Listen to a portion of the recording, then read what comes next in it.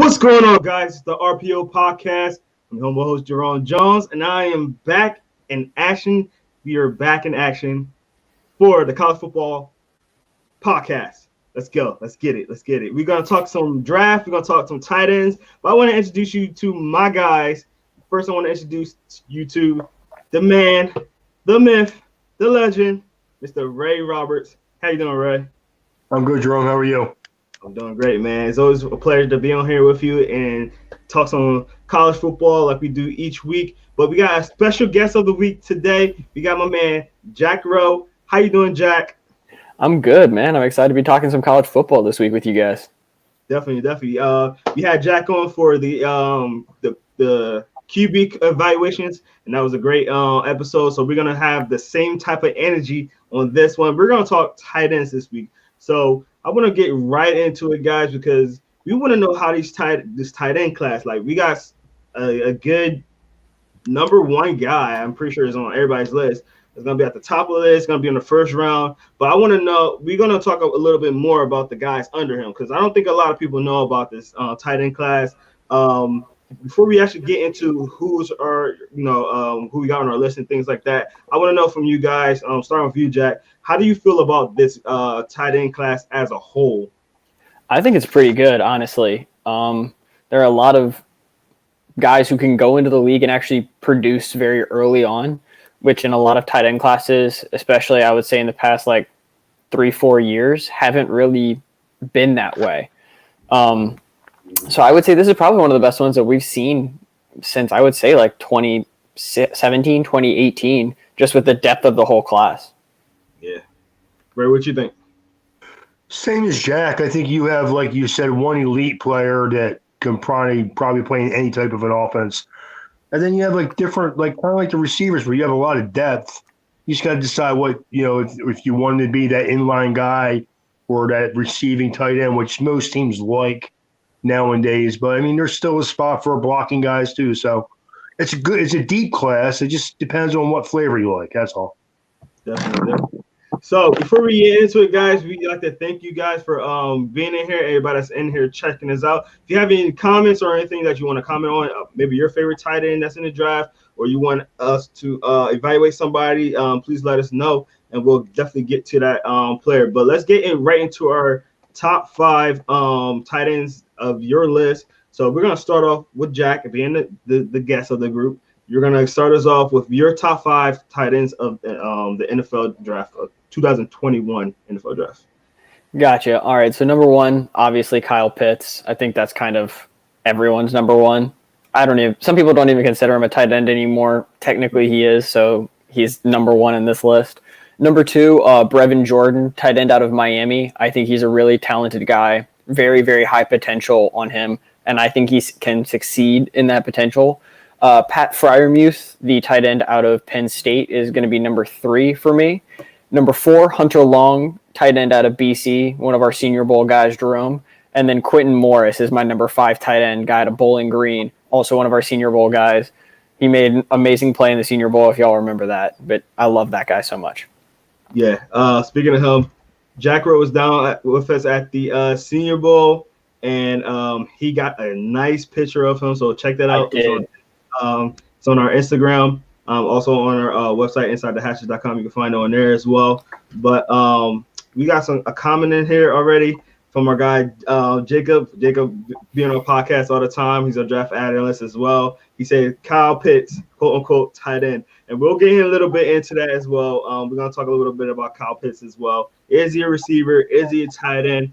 But Ray, I want to know what you think about Jack's list right there. I like his list. You're going to hear that they're kind of similar. We both have different number 5s, but the top 4 are very similar. So, All right. Well, with that being said, let's get right into it, Ray. Who you got?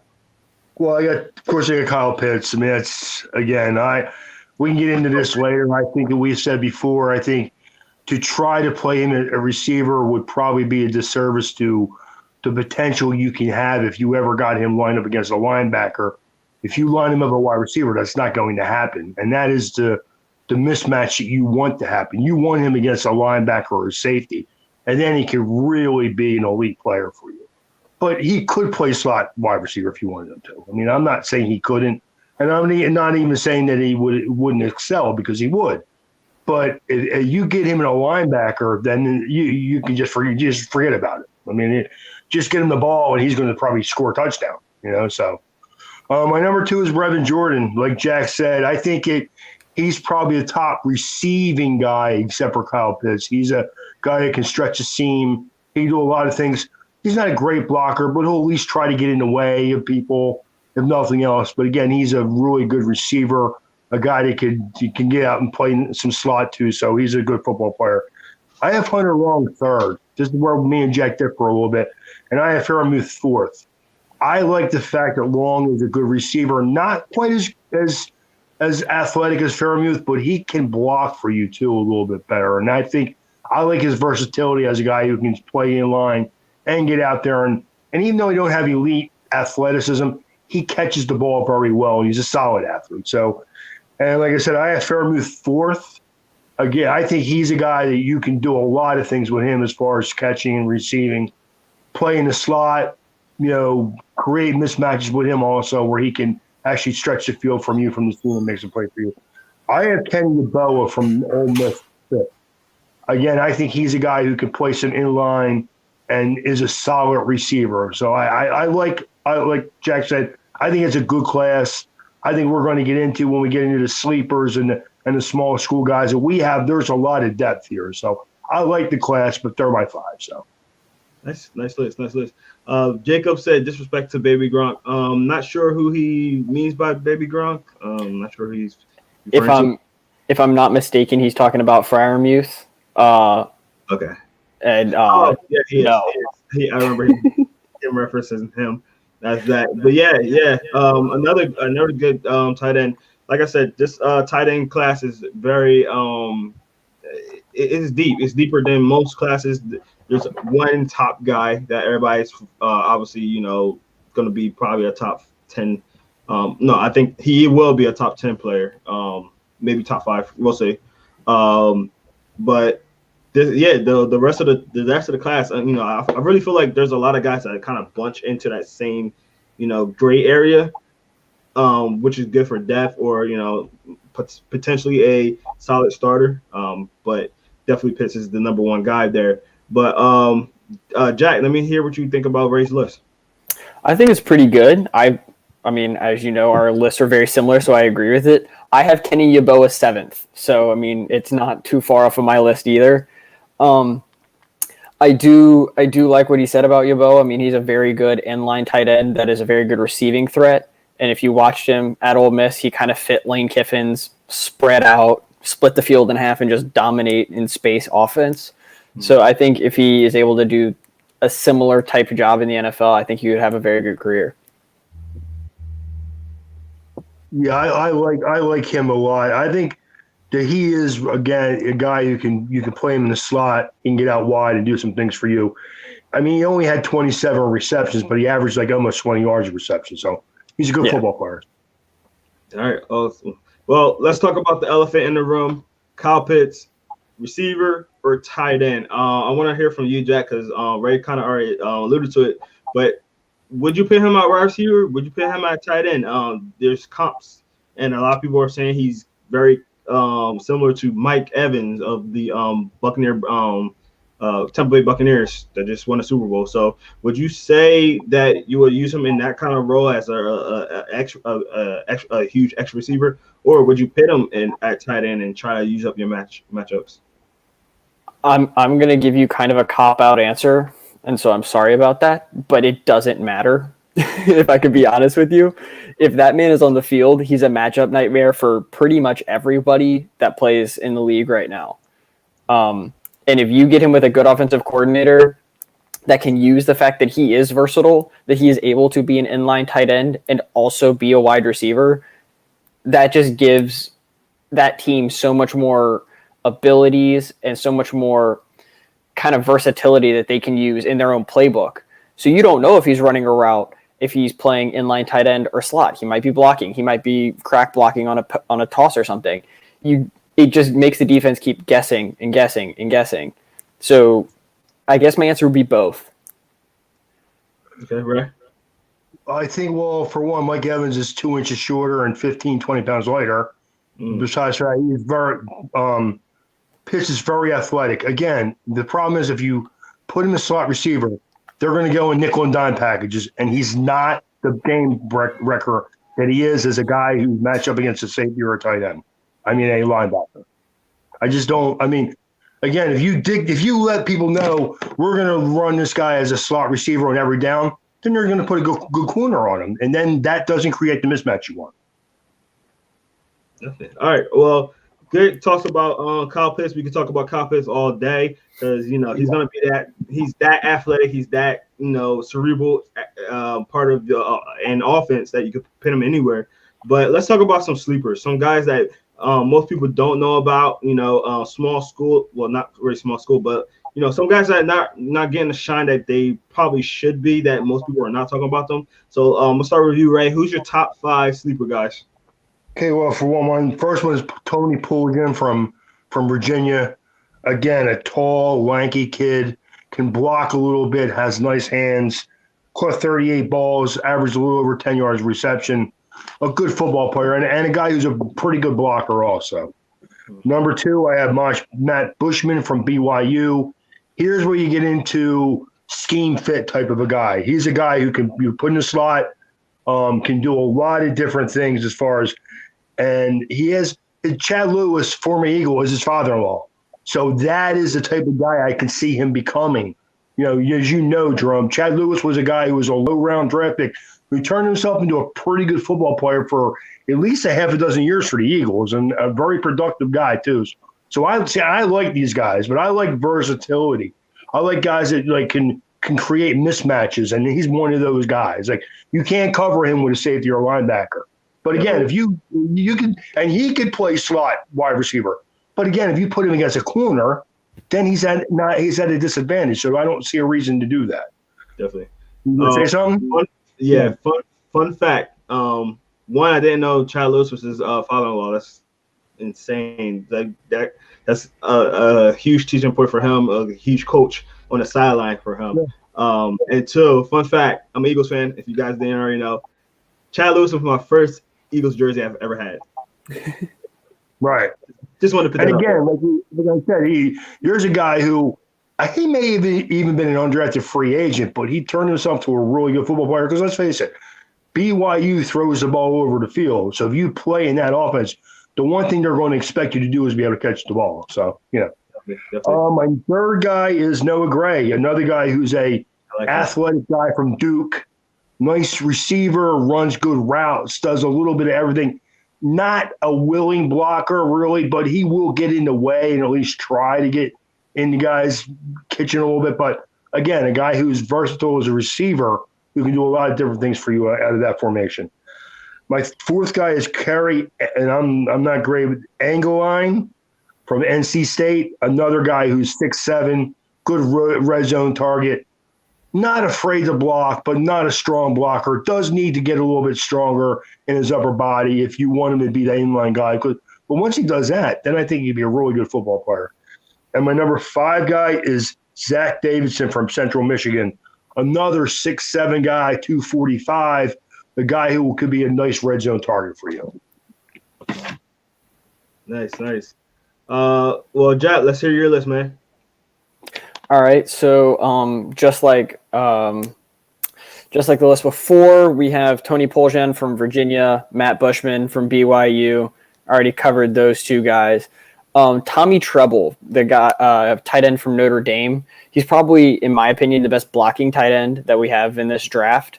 Kind of that good. He'd be great in a rotational tight end. He can still catch if you watch him play this year at Notre Dame. I think he played very well, in my personal opinion. I'm going to say this name 3 times tonight, but Quentin Morris, Bowling Green. I am a huge fan of this guy. I highly recommend you go check out his tape. The guy was insanely productive all throughout his entire college career. I do not believe he missed a game his entire college career either. So he's very healthy of a player as well. And then the last guy, Miller Forrestall. I don't remember if I'm pronouncing that name correctly. The tight end out of Alabama. He's not a flashy player, But just like Treble from Notre Dame, he's a very good blocking tight end. He's really willing to be a blocking tight end, and he kind of also can catch the ball, be a very good safety outlet, check down kind of player as well. Nice. Good list. Good list. So, Ray, what do you think about Jack's list? Good list. I don't like to put Notre Dame players on my list because people always tell me I'm being biased. So, but I like Tommy Treble. I think, like Jack said, he's a good blocker. He's a solid receiver. He'll be on an NFL roster for sure. But again, I don't like to put him as my sleeper because you're just being Notre Dame biased. So, and they actually, his name in Notre Dame was Baby Gronk. So he's a good football player.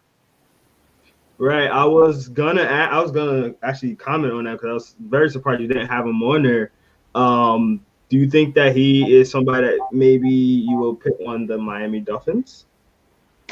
Yeah, because he could be a nice player for them because they have a good receiver, Mike Gesicki.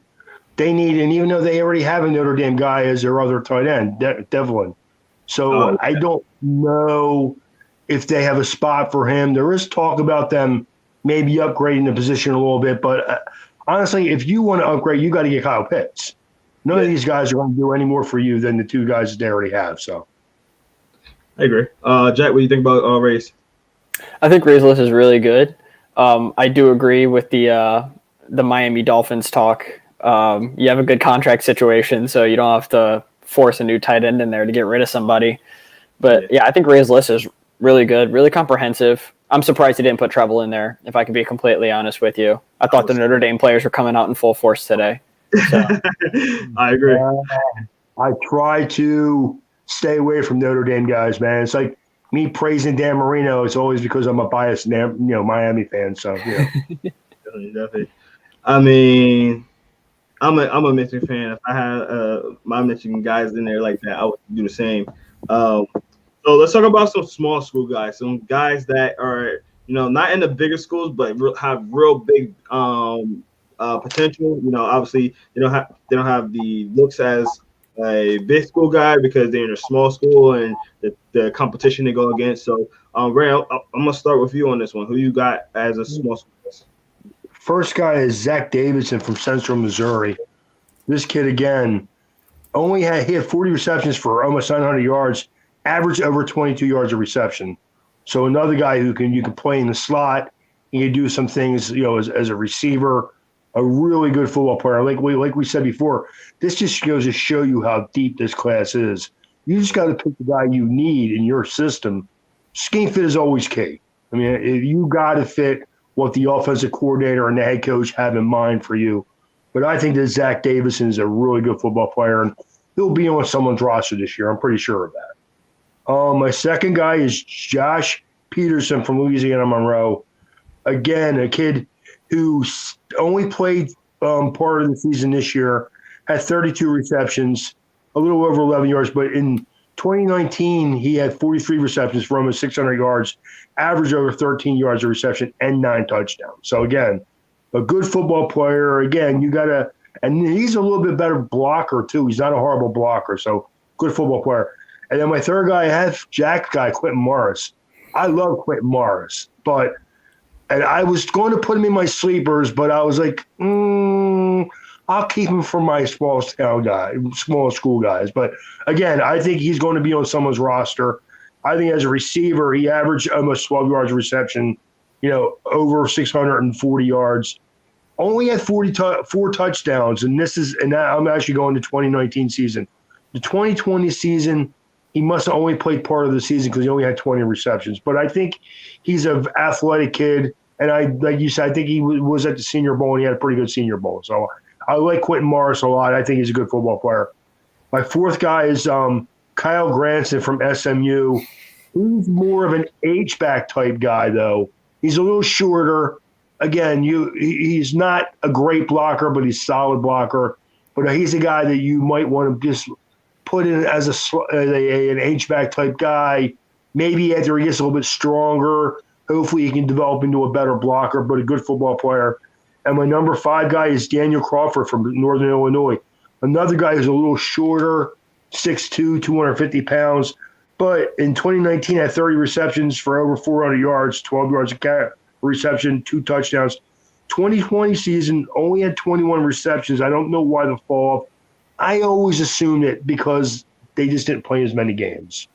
Like a lot of these, they just didn't play as many games. But again, Daniel Crawford's a good football player, and I think he'll be on someone's roster more as I think all of these guys are more developmental type guys, but I think they'll find a niche somewhere. If not, if not in the not in the NFL, maybe in the Canadian League when they finally open their business back up. So definitely. All right, guys. I think we just had our first RPO record.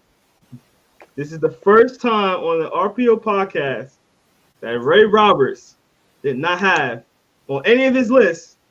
And a 5 big and a 5 You knew exactly what to say. Wait till we do the offensive lineman, dude. Wow.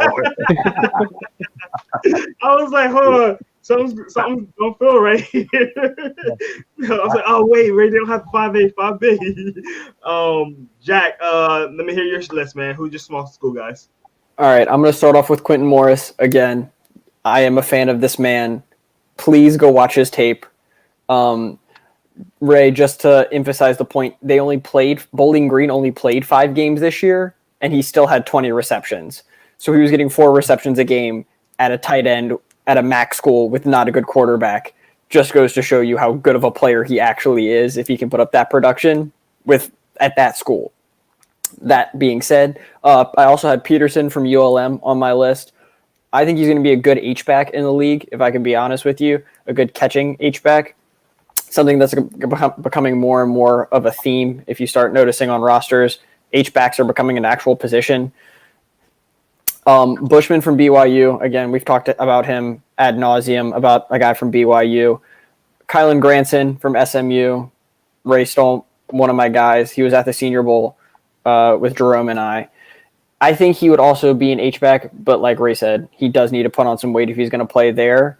If not, he's going to be kind of that receiving third tight end, kind of a niche tight end. One guy that we haven't talked about, John Bates from Boise State. I like him as a receiving tight end. I've heard a lot of people for some reason talk about him converting to fullback just based on size. I don't see that at all. I think he's more of a receiving type tight end, but he also can block because Boise State runs the ball a ridiculous and dumb amount. And I know this isn't technically a small school, but I also put Noah Gray because I had to have him on some list because he's too good of a player not to have on any of these lists. So I put him on there, guy from Duke, amazing receiving tight end. He comes out of Duke, so you know that his fundamentals are just top-notch. Definitely. All right, I got a guy I want to shout out. I'm not sure, so forgive me if I missed you guys saying his name. But what do you guys feel about Brelin Moore from Kansas State? Oh, Briley Moore. I do love me, Briley. I forgot about Briley Moore, if I could be completely honest with you, which is kind of sad. North Iowa, transferred to Kansas State. And for a guy that just came in as a transfer, he was their one of their offensive weapons throughout the season. And they looked to him early and often, and I think that he's one of those guys like, hey, you might want to take a late flyer on him to see, if he can translate to the NFL. What do you guys think about him? No, like probably more a good football player. Again, we only have spot for 15 guys, man, and we can't, everybody's not going to make the list. I could have had him to 5B somewhere if you want, dude. Like I'll play for it, right? Add him in. Put him in. I really like Briley Moore. I think he's a really good player. I think the fact that there isn't really a major pre-draft kind of extravaganza workout pro day, all televised, there's no combine, stuff like that. I think that really hurt him, especially in the long run. He transferred to go get more exposure. He got more exposure just from where he would have been at Northern Iowa. The problem is it's just, one, this is kind of a loaded tight end class, and he would probably be tight end like 7 or 8 or 9 if it wasn't as deep of a class as it is. And and there are still some other guys from major name schools that we didn't even talk about. Correct. So that just shows you how deep this class is. Yeah. And I think the no pre-draft kind of exposure really hurt him this year. I agree. I think one thing that we saw from last year is that these lower division guys are the ones that get affected most by no combine. This is going to hurt them. If you remember, first 3 rounds were mostly Power 5 conference team players last year. So I'm probably going to assume it's probably going to be close to the same thing this year. Definitely. All right, before we get into our best fit game, there is one guy I want to highlight real quick because we don't have a position for him because we're not going to talk about fullbacks this one. We already talked about running backs. We're talking about tight ends, so I just wanted to group him into this, position right here since we already did running backs and we're doing tight ends now. I want to highlight Ben Mason. I mean, he looked amazing at the Senior Bowl. He was a utility belt. I wish they used him a little bit more in the offense during the actual game. But during practice, he showed he could catch the ball. He showed he would block. He was laying people out at the Senior Bowl. Obviously, he's a Michigan guy, so close to my heart with that one. But I want to know what you guys think about Ben Mason. Do you think he can fit in the NFL that is dying of that position? Start with Ray. Yeah, I think he could. If I'd have had a 5B, he might have been my guy there because I like him. I think he's a good football player. Again, like we talked about with the wide receivers at Michigan, the quarterback play did not help these guys out, man. I mean, not only did you had to leave him in and let him block a little bit more because the offensive line in Michigan has not been great either, and the quarterback play it has been subpar for. I mean, honestly, Harbaugh's whole time there, the quarterback play has not been good. Yeah. I 100% agree. We're not making this on Michigan podcast, but we got Dylan McCaffrey. Hopefully he does something, and we just got transfer. I forgot his name. We just got a quarterback that just transferred to our team. That's pretty good too. I'll give you an update on his name later on. But Jack. What do you think about? Excuse me. What do you think about Ben? I think he's a really good player. I think he's going to play fullback at the next level. I mean, if you look at some of the top teams in the NFL, they have a fullback. It's not dying. It's not going away anytime soon because the teams that are winning have a fullback, which means teams will then parity those teams who have a fullback. Mm-hmm. So I think he will be a high-level fullback. I know Anthony Sherman of the of the Chiefs, he just retired. So, I mean, that's a plug-and-play replacement right there. I mean, he could replace Juszczyk at San Francisco because he might be a cap hit this year. So there are places for him to play. I think he's going to play fullback, and he's going to be kind of that dynamic receiving H-back who can also block, who's also, just amazing and just insanely athletic as well. All right. Well, I just wanted to highlight him because, fullbacks are people too. And yes. we didn't have a segment for fullback, so I definitely wanted to touch on that real quick. Ray, you got something to say? Yeah, I just think that with the fullback type position, it's going to depend a lot on what they're willing to do on special teams. That is definitely a great thing to say, Ray. And he played really well at the Senior Bowl on special teams as well. He was getting some tackles on special teams too. So I was happy about that because I had my coach down there watching everybody, so it was happy for me. So. Definitely. All right, well, let's get into my favorite part, my favorite session, best fit game. Now, if you guys don't know from our previous podcast, this is basically I shout out a team to one of the guys. They tell me who's the best fit out of this tight end class to put in that team. So we're going to start right off the bat with the Bengals. The Bengals need a tight end. They haven't had a good tight end since Tyler Eifert before he got injured. So they might be looking for a tight end, maybe not early in the draft because they're sitting at 5, I believe. But you never know. They might think, hey, Kyle Pitts is exactly what we want. So, Jack, without saying Kyle Pitts, I'm pretty sure we can pick Kyle Pitts on every position on here. That's true. Or every team rather. Who do you think would be a good fit for the Bengals? I think Freiermuth would honestly be the best fit. I know Zach Taylor at the Bengals. He runs that same Rams style, kind of very highly pro offense. Get the tight end in space, use them on that kind of I forgot what it's called, but like that kind of kick block motion that comes across the formation on run plays. Do a little bootleg out from there. He's good at doing that. He's athletic to do it, and he's good in space. So I think he would probably be the best fit there. And he also can block. So I think that would be the best fit. Nice. What do you think, Ray? I would let Hunter Long in that role again because I think he could do some nice things as a receiver. And he may be I think the Kyle Pitts is a solid blocker, but I think Hunter Long might be the best blocking tight end in this draft this year. So I think that Cincinnati should draft offensive linemen. They need to put an emphasis on protecting their quarterback, and Hunter Long probably as a tight end would do the best at that. Protecting your quarterback, making sure that no defensive end gets a free shot at your quarterback. So I like Hunter Long, but I agree with Jack. I think if you won that Jack Wilson, that spread offense type thing, you would like to have a guy that you could put out in the slot. I think Hunter Long could do that, but Freiermuth would probably be to me, if you had both of them guys, then you got that's like the best of both worlds. You got one guy who can do some things that in line and can go out there and catch the ball a little bit. And then you have Freiermuth who actually can split that seam and go vertical for you. So definitely. All right, let's get to our next team. My favorite team, the Philadelphia Eagles. At the moment, we don't need a tight end. We probably don't even need a tight end one right now. But you know how the Eagles like to do their 12 personnel. Our new coach, Nick Sirianni, he's a coach that was shown that he likes to do the 2 tight end sets as well. Goddard's still going to be there. Zach Ertz is reportedly on the training block. Ray, who you think that will be a good fit for the Eagles to get in place of Yeboah being a really good fit there? Again, because they have Goddard, who's a nice inline blocker who can do some things out of a passing offense too. But I think a guy like Yeboah who could stretch that seam and take some pressure off your wide receivers is what you really like, because we know the Eagles are hurting a wide receiver. They have some players there that need to develop. And if you get a guy like Yeboah who can stretch that seam and take some safety play away from double teaming wide receivers, I think that would be a great fit for them. I agree. Jack?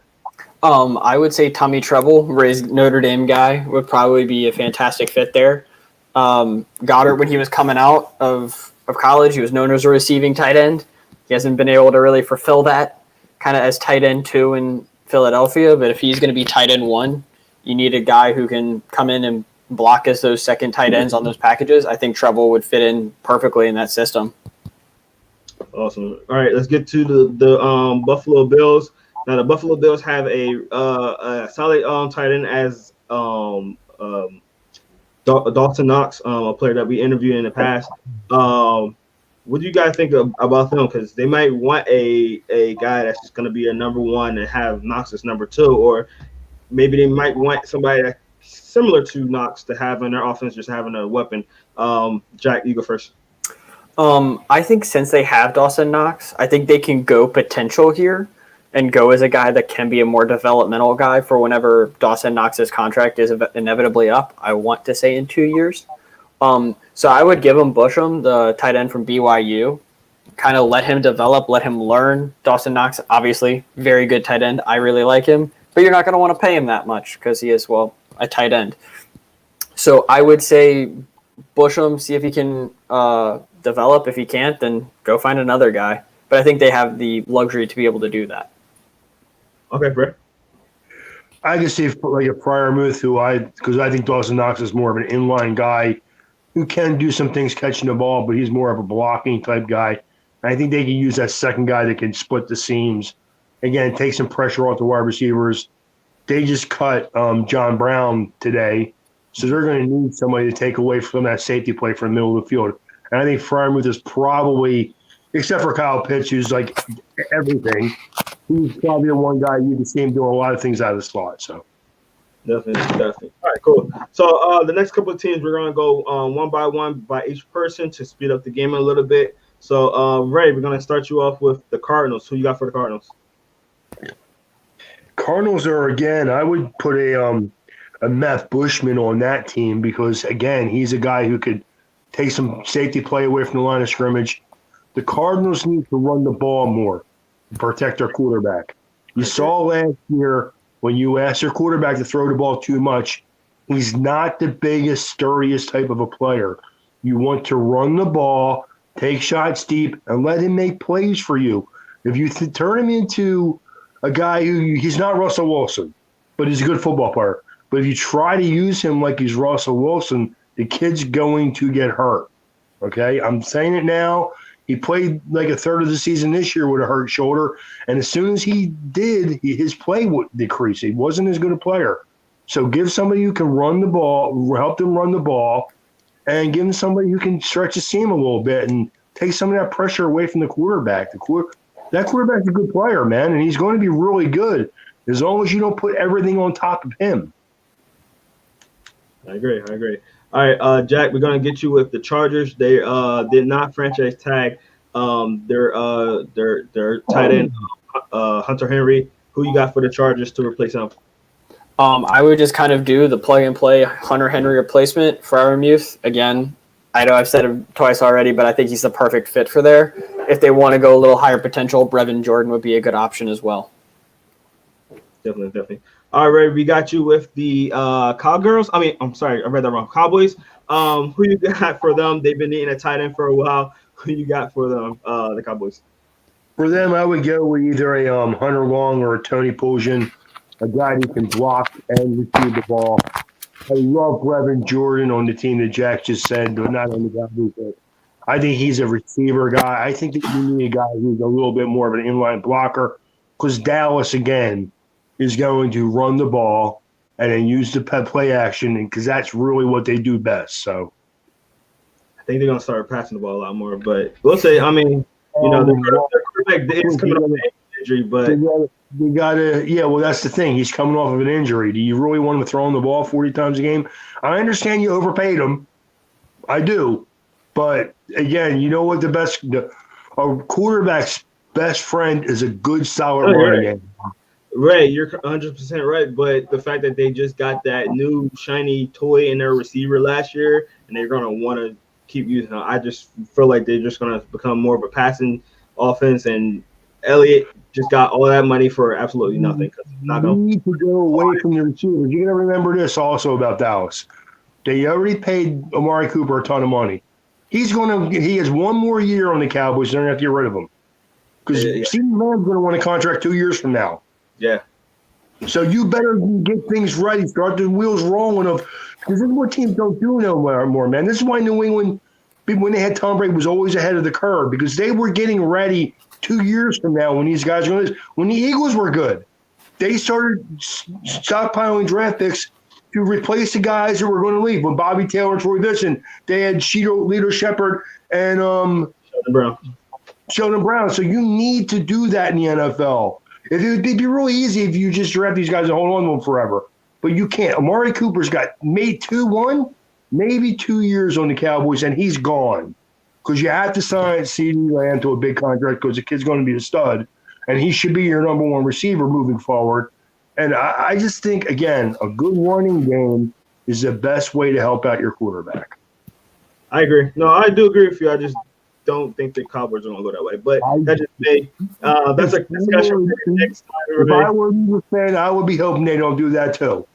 All right, let's get to our next pick. The Jaguars for you, Jack. They haven't had a solid receiver since Mercedes Lewis. I want to hear who you got for them. I'm going to give the Jaguars two guys because they have a ton of picks and they can do this and actually make it realistic.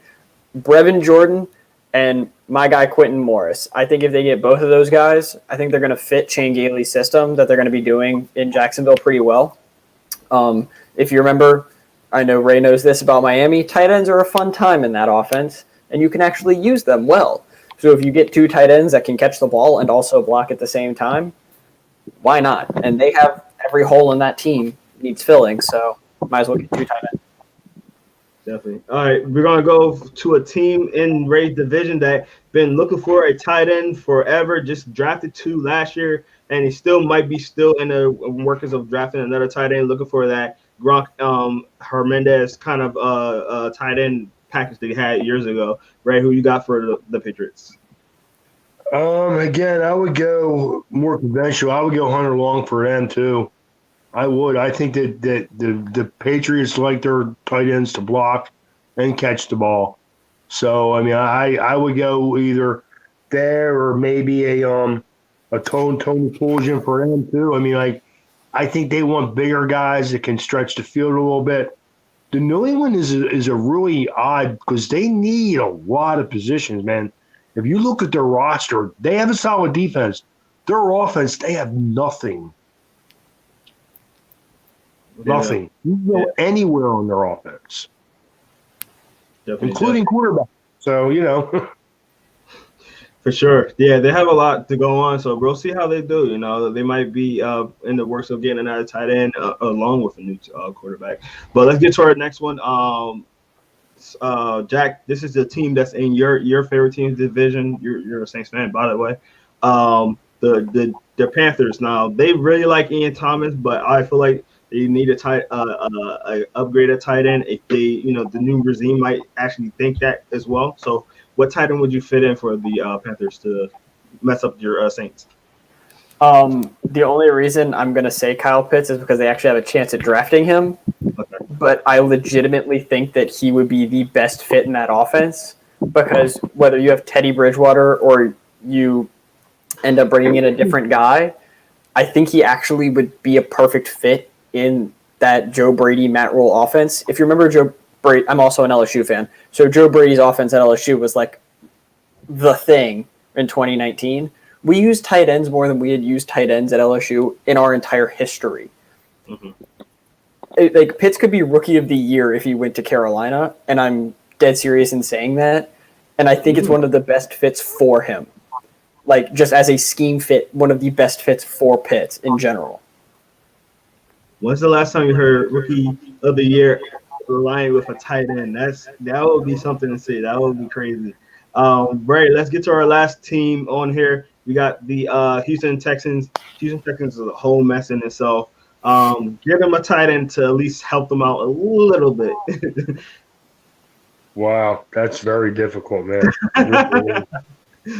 Nah, it really is. I would go again. I would go, maybe Zach Davidson, another tall kid, because, again, they're not going to be good right away. You might as well give him a guy who has big-time upside as an athletic specimen.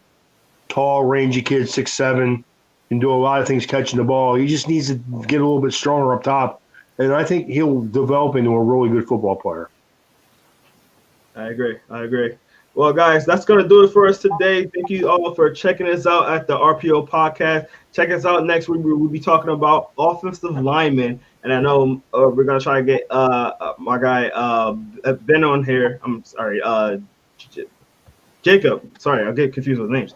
We're going to get our man Jacob on here because he loves talking offensive linemen. So check us out again next week at same time, 7 o'clock. And like we said, each week at the end of the month, we're going to do our mock draft. So stay tuned to see that as well. That's going to be coming at the end of March. So please make sure you go check us out on all social media at InsideTheHashes.com. On our website, that's our website, InsideTheHashes.com. You also find us on Instagram, Twitter, and Facebook at Inside the Hashes. And please go check us out on our Spotify, Apple Podcasts, or Google Podcasts, where you can find all our podcasts. This one, including our player interviews. We got a lot of big player interviews, and we got a secret player interview coming tomorrow. So make sure you check that out. It's a pretty big name. We got a great interview with him, and I think you guys will definitely enjoy checking that out. So make sure you check that out. That's going to be on social media and on our website. Again, InsideTheHashes.com. We really do appreciate each person coming in here and checking us out with the comments and things like that. So make sure come back next week if you want to talk some draft. If you have a comment on somebody that you may like or somebody that your team might like, please come back and chat it up with us, because we like to chat it up and respond to your comments as well. So I'm Jerome Jones, your humble host. We got my man Jack. We got my man Ray Roberts right here. Thank you guys so much. And I hope you guys have a great week and enjoy and stay safe out there.